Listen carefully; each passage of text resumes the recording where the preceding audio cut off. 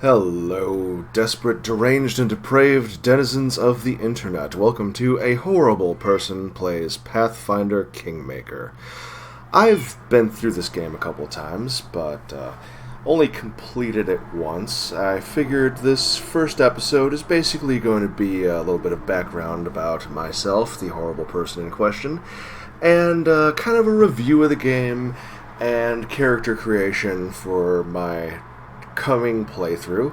So this will be kind of episode 0, as it were, of a 1 quintillion episode series, because Owlcat Games decided one of their Kickstarter stretch goals was going to be to make this game last from now until the heat death of the universe. That said, for as long as the game is, it actually does a pretty decent job of keeping your attention.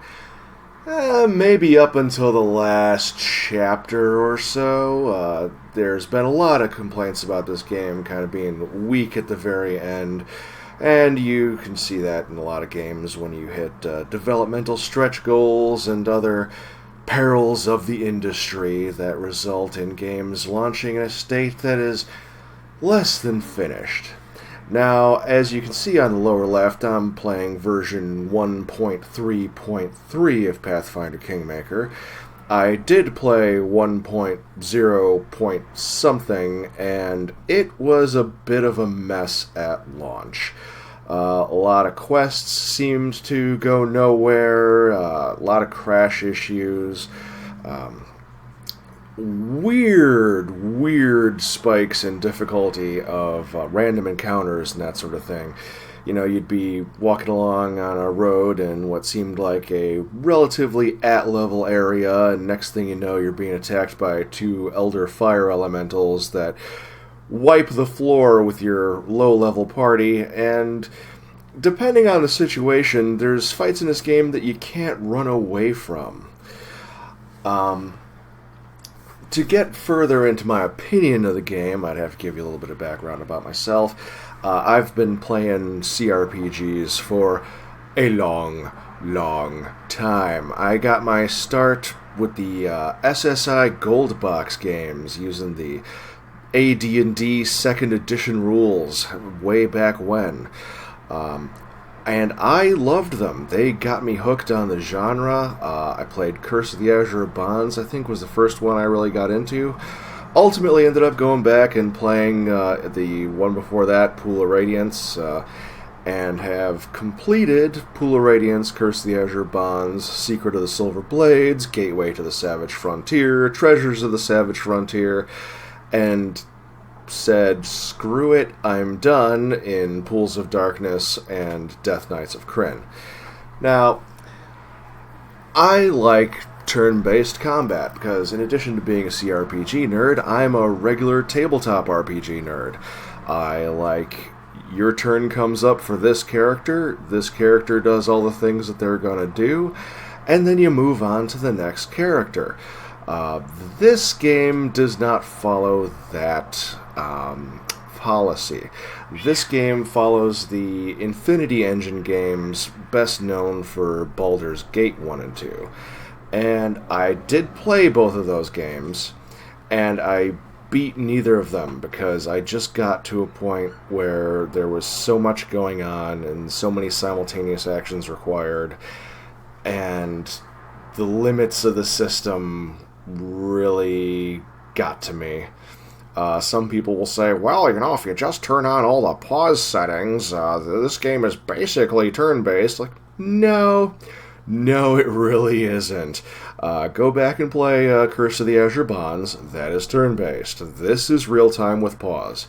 So I think there's a bit of a generational issue there. If, like me, you started with something like Pools of Radiance, you're probably going to be a little bit disappointed with the way real-time with pause goes.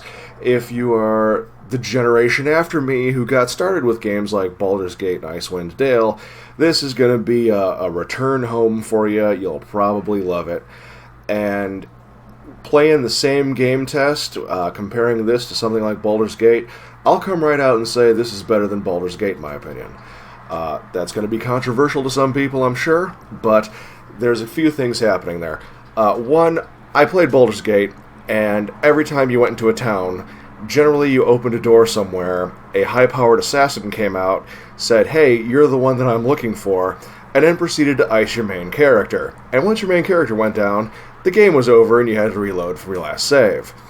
And then you had to come back and have your party set up in such a way that you had a defensive line in front of your main character when you opened that door, which didn't make sense because it was usually a tavern in the middle of town.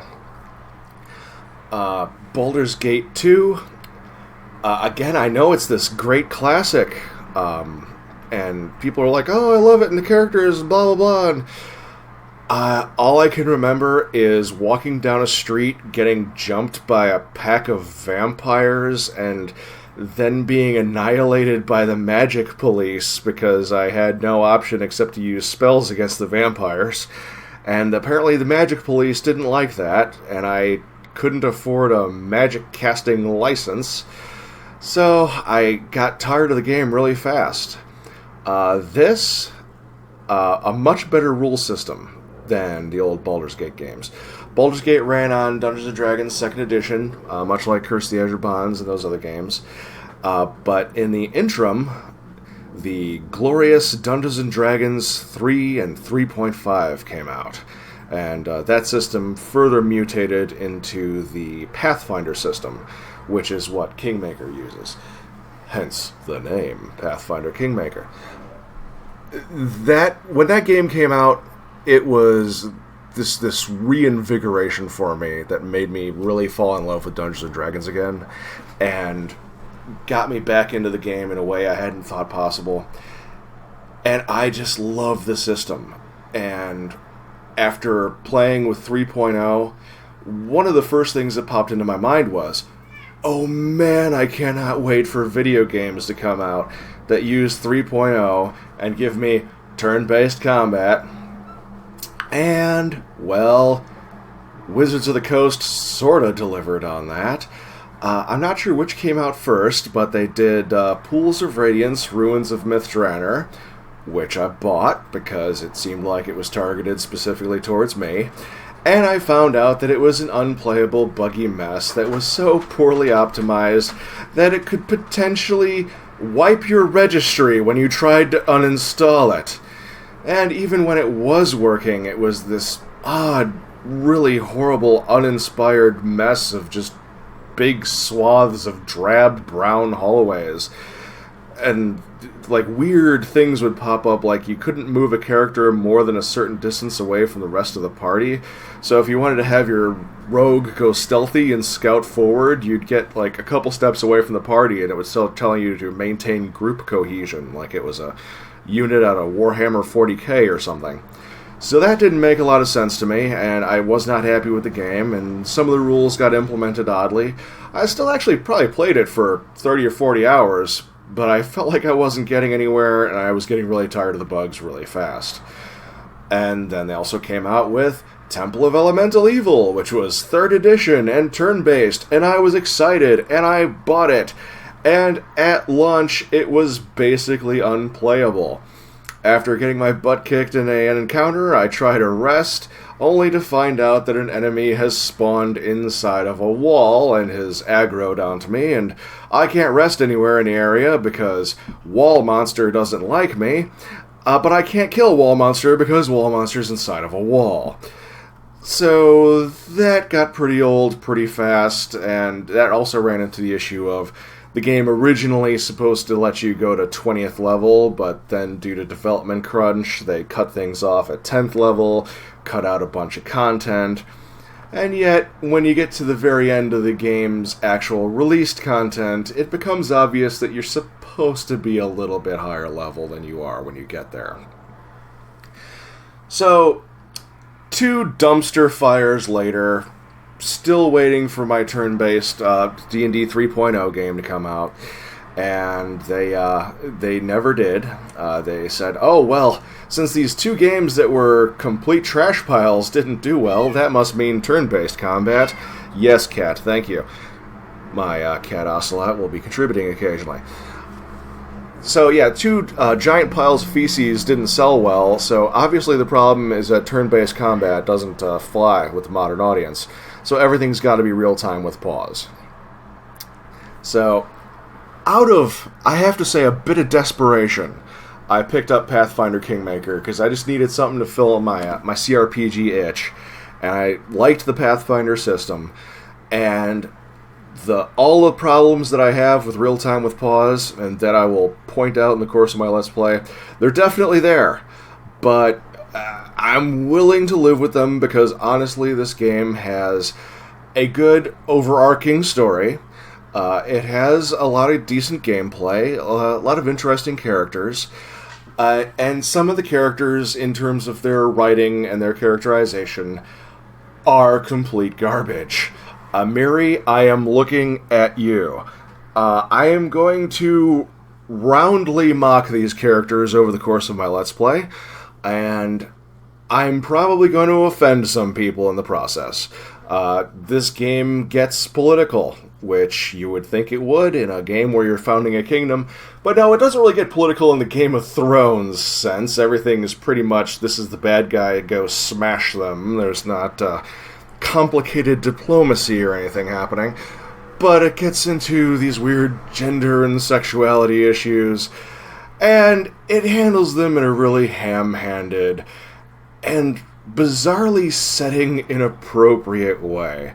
And I'm just going to summarize my own political leanings as I don't believe in easy answers to anything, whereas most people think they're just on the side of unconditional good, and I don't like most people. So, that's why I'm a horrible person. I'm going to be playing this game, and I'm going to be saying things that people probably don't like. But, that out of the way, I'm going to be starting a new game here. Wrap up my review. It's a good game. If you like CRPGs, buy it. You'll probably like it. And 30 patches in, it kind of works now. So, 2 thumbs up. Alright, so we're going to do a little character creation here. Let's see. We got a new game. There is a Varnhold's Lot DLC out, and there's also a DLC that gets you 2 Tiefling Scions, I think, as companions. I don't have either of those. I'll probably pick them up eventually, but as of right now, I'm just not all that interested. So, I'm going to be playing on normal mode. You can go ahead and call me a wuss now, but honestly, this game is, to me, sufficiently challenging on normal mode, and the problems with real-time with pause in a rule set that is based on having your turn, doing everything in your turn, and then having somebody else's turn happen, that's frustrating enough for me without having to have to reload every 15 seconds because some enemy got a critical hit that did 120 points of damage, and one of my party members exploded. So I'm going to go with normal difficulty, and again, here's a little lightweight maneuver for me. I'm going to adjust kingdom management to effortless. Now, I didn't get into kingdom management in my my little review earlier. It's not great. It's amusing. It's a little bit it takes you out of the real meat of the game, which is kind of your basic adventuring quests and whatnot. A lot of things pop up where it feels like you ought to be able to just get the guys together and go out and kick some butt and take care of it yourself, but no, you have to trust it to one of your advisors, and you have to let everything hinge on a die roll, which it's calculated through a series of issues with your advisor's stats, your advisor's level, your advisor's ranking in the kingdom, your kingdom's buildings. There's a lot of things that go into it, but it's so brutally unforgiving that you really can't afford to fail. So, just because I don't think you want to sit here and watch me save scum kingdom events over and over again, I'm just going to go ahead and put that on effortless. If you want to play at a higher difficulty level, you are, of course, welcome to. couple of other options here. Only active companions receive experience. That is off normally.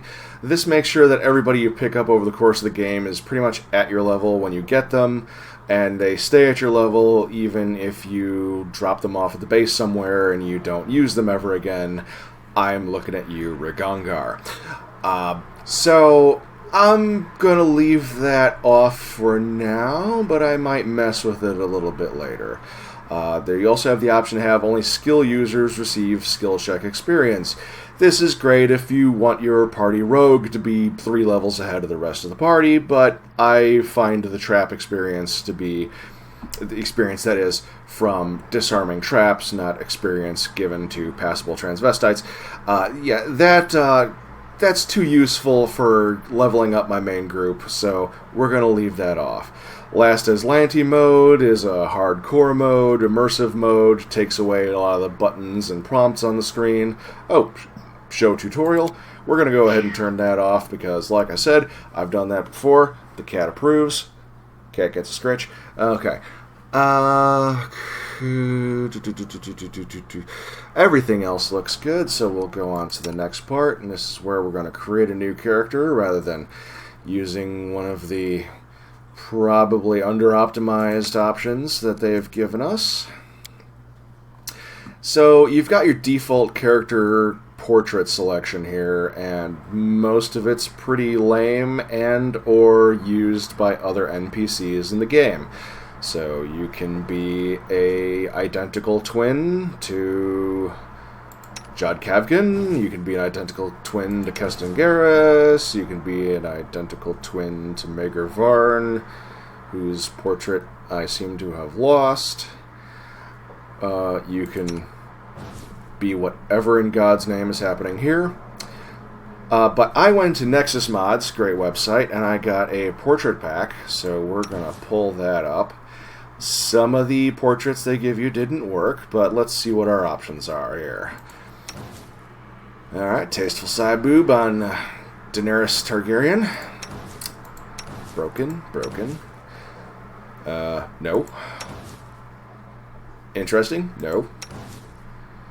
Amy Pond from Doctor Who has completely lost her mind. No.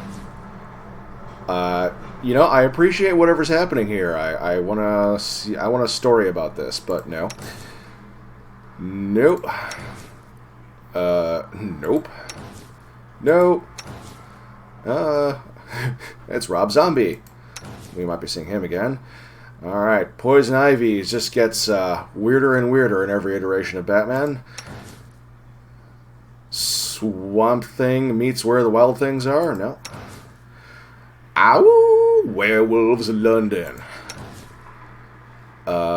Big Brain Meme. Hi, I'm Storm. Sexiest Big Brain Meme. Hi, I'm Magma Man. This girl is on fire! More fire. Pretty standard elfy wizard. Okay, we're on elves. Elf with animals. Got a glowing green eyes. Got a kind of a Brave Star flashback there. It's kind of nice. Well, we're touching plants. I'm crying magic. Hello. I'm Dragon Slayer Barbie. Sylvanas. Hello. I have a circle. I'm a Dark Elf. Very standard Dark Elf. Standard Elf. Other Standard Elf. More Elf. Elf in Scale Mail, which is one of the worst armors in the game. Elf that looks like he just graduated from Elf College and got a tattoo to commemorate it. No, Ragongar, get out of here. Hi, I'm Scaly McMahon Nipples. Skulls, always in fashion. Not going to use this one, but I'm just going to kind of appreciate it for a moment. Alright, the sexy lounge is represented. And this guy's got pointy ears, but he looks really old, which I don't know. I'm going to be a first level character, so that's going to be kind of odd. Hey, it's that Tuvok from Star Trek Voyager. Hello, I'm small. I'm happy. Here's a little something for the pedos. And the pederasts. I'm so happy to be running through this puddle. Badly traumatized halfling. Gambling halfling. What's up, girl? This guy seems like he should be yelling, "For science!" Hey, you wanna buy a potion? Hello, I'm a rather purple-haired adventurer. Yeah, let's see. Right, dwarves, very standard dwarf, alchemical dwarf, Warhammer dwarf, toothy dwarf, troll slayer. Oh, man, there's a lot of options here. This this portrait pack is so enormous, it's almost intimidatingly enormous. Much like certain other things, ladies. Let's see. For this playthrough, I want to play a paladin, so we're gonna just kind of flip through things here for a bit. Gonna find something that really just screams out that law, order, and justice. Well, here's Sheogorath from Skyrim. Or, I'm sorry, Sheogorath from the Elder Scrolls. I'm not one of those. When's Skyrim 2 coming out? Guys, this guy is way too happy to be getting a very sinister crown. Alright, come on. Law, order, and justice. Hello, I'm the 15th Stark to die this season. I'm one of the Starks who lives, because I'm hot. I want that familiar. You can't have that familiar as far as I'm concerned. It appears to be sort of owl cat. Maybe you can have an owl cat. I think that was one of their Kickstarter stretch goals. Who needs shoes when you're badass? Who needs a shirt when you're badass? Okay, lots of shirtless barbarian types. Hello, I'm Odin, father of the gods. Oh, we're in orcs. Yeah, okay, I have a philosophy. Orcs are not people. Orcs are experience points. This is somebody's fetish. That's yeah. And oh, this guy's creepy, but at least he's happy. Oh, come on, what do we got here? More orcs, more orcs, more orcs. I feel like we jumped past something. These are not portraits. Okay, we kind of wrapped around in numbers. If you can see the little link on the side there. Here's a little something for you Dark Souls fans. Yeah, there you go. I'm not sure which one of these you're supposed to be. Maybe just... Okay, I guess you're supposed to be the one on the right who likes her centipede. And now you could be the one on the left. They're siblings. This outfit does not seem to be good for blacksmithing.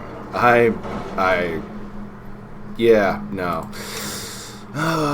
Hey, what's up? You ever been smacked so hard it left a print there for days? Battle none. I dig it.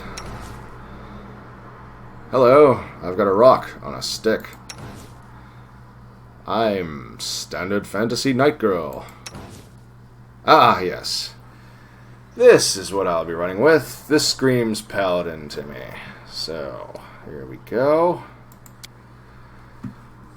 Paladin. Human, of course.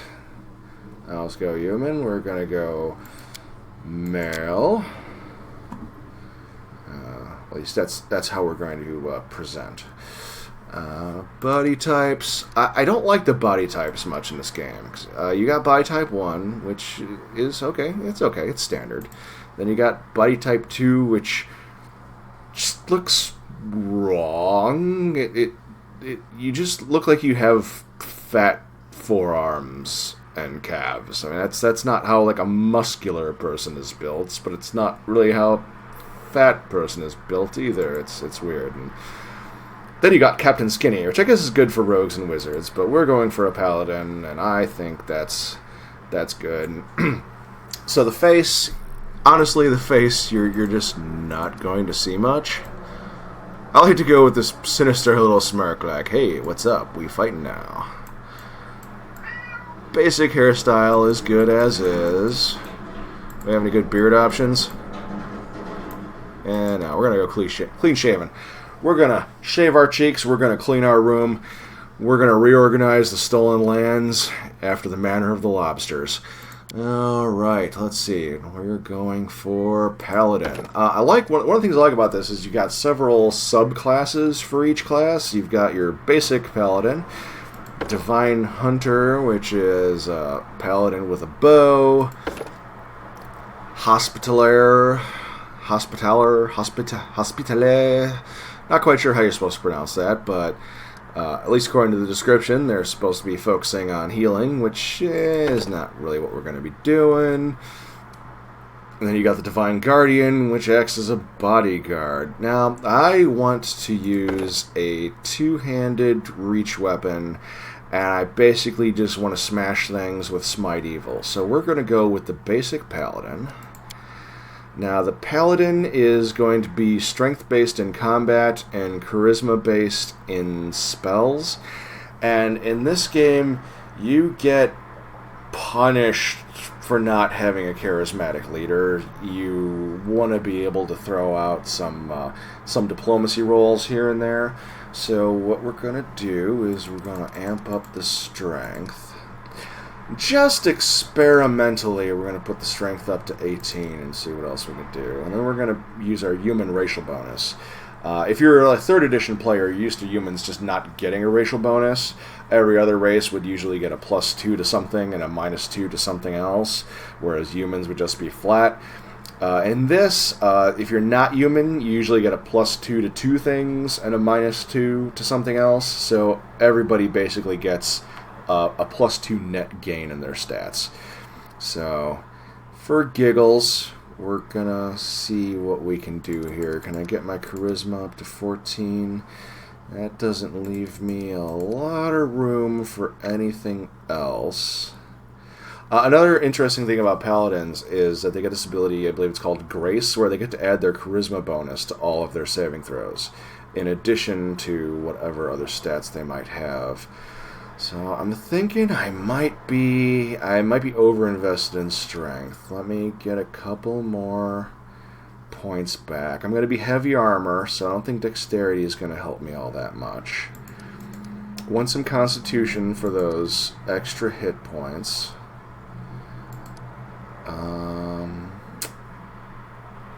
You know, I'm going to be slightly less than wise.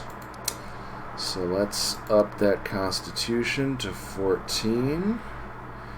It's another 2 points to up that again. Do I bring my strength down to a normal human maximum of 18, or do I leave it at 19? I think I'm gonna leave it at 19 for the sake of more DACA. Oh, but that just... Oh, there's certain feats that require dexterity 13 as a prerequisite, so that's why I wanted to go with that. Does my guy need to be smart? Not really. No. I don't want to necessarily be dumb. He doesn't really need the knowledge skills, though. I could knock his intelligence down. He can be all for tier. Oh wait, no, we don't need that. And Tyr's not a god in this. Be all Dudley do right for Nell and her horse. Let's knock that up one. God, too many choices. Too many choices. Can knock that up one.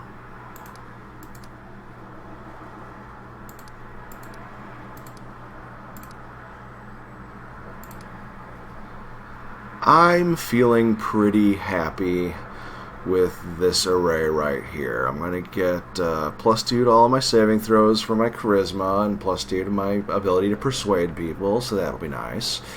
I got my big strength, which as soon as I hit 4th level, I'll get to pump that up 1, and I'll have a +5 modifier. Definitely, two-handed weapons is the way to go in melee, and you got to have strength, strength, strength if you want to get the most out of them. Constitution for some extra hit points, although, I mean, it's not even going to be that important.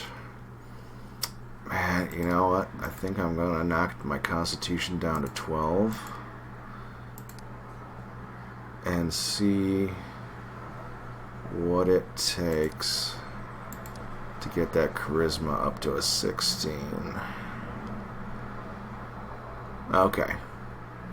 Alright. I like this. I like this. Dexterity never has to go up. Constitution I can boost with various spells and items. My guy's going to be persuasive because he's a charming devil. He's a good public speaker. Good public speaker, this guy here.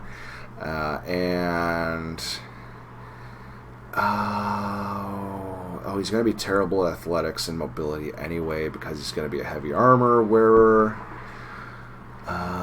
He's going to be bad with knowledge because he's dumb. I'll give him perception, which I've got 1 rank and then I've got a -1 penalty to it for wisdom, but at least I'm slightly better than negative at seeing things. So persuasion and perception for now.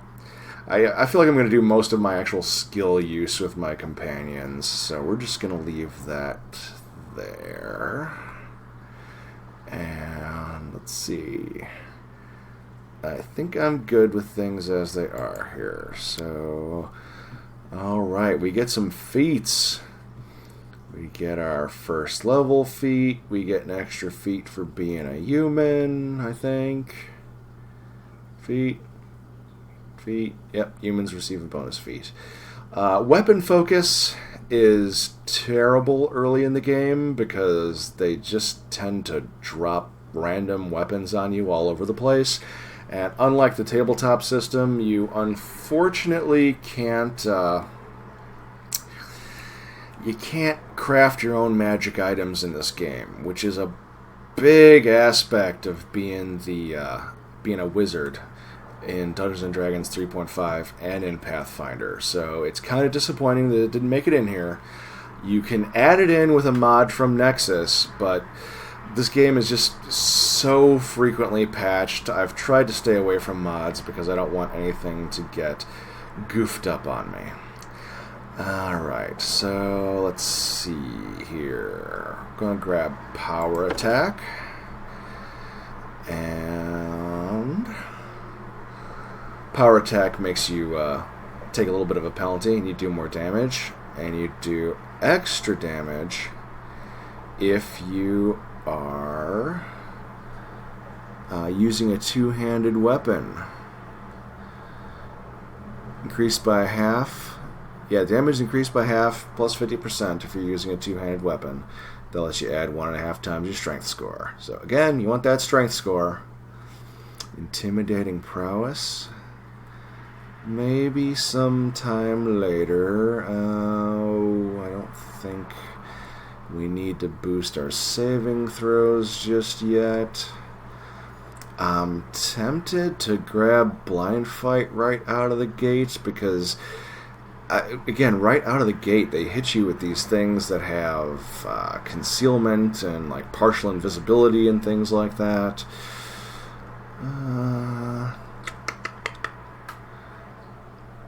I'm gonna take Precise Strike. When you and an ally are flanking the same creature, you deal an additional 1d6 points of precision damage.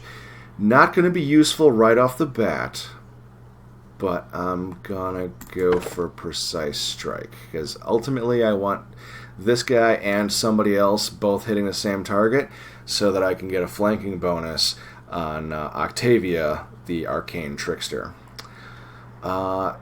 The deities, let's see, we've got the god of cities, who's stuffy and into merchants. We've got the wilderness survival doomsday prepper god. I the perfect human. I guess this is just like Richard Spencer's God or something. I don't know. Saren Ray, the sun, boring. Shellen, beauty. No.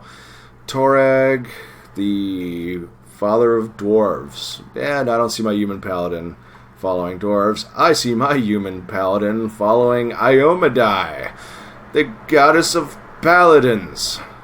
It's literally what she is. So we're an Iomedae follower. Not sure if that changes anything in our character. I don't think it does. Yeah, okay, and we already get to smite evil, which is good because most of the stuff you're going to fight is evil. So I think we're going to be done with character creation after this. Nope, we need a voice.